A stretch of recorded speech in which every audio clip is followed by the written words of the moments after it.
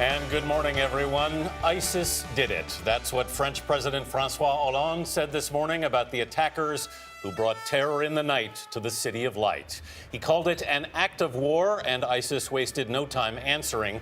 This morning, the Islamic State claimed responsibility.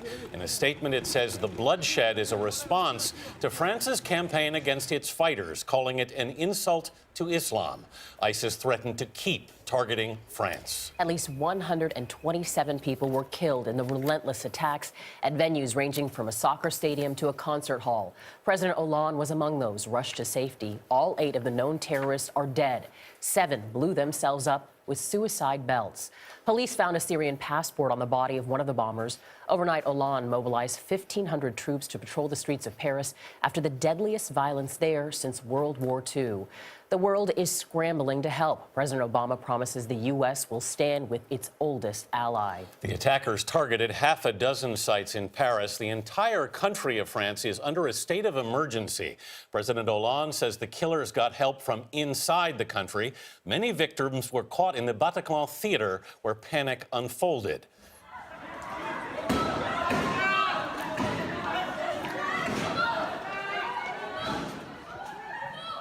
The theater became a battleground as police stormed the building where a night of music turned into madness. That's where we start with Elizabeth Palmer. Elizabeth, good morning. Good morning. Well, this is a traumatized neighborhood this morning. The concert hall in question, the Bataclan, is about a block from where I am, but it's completely surrounded by police cordons this morning, as you can imagine. First of all, scores of bodies had to be brought out, and now it's a massive crime scene. But it is the place by far and away, where the greatest massacre happened in a whole night of violence. By the time elite police units stormed the concert hall just after midnight, the attack had been going on for 2 hours. Inside, 4 men had opened fire on a sellout crowd of fans of the California band Eagles of Death Metal.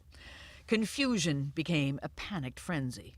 I turned around like everyone else, thinking it was part of the show. Then suddenly everyone went down on the floor, pushing us up against each other, and shots started firing. To escape the killing spree, some fled out a back door, dragging the bodies of victims. In the end, at least 80 people died, and so did the attackers. 3 detonated suicide vests, and the 4th was killed by the police. A couple of miles away in the main soccer stadium, 80,000 spectators watching a game heard 3 explosions. All bombs going off in a nearby street. At least 4 people died there.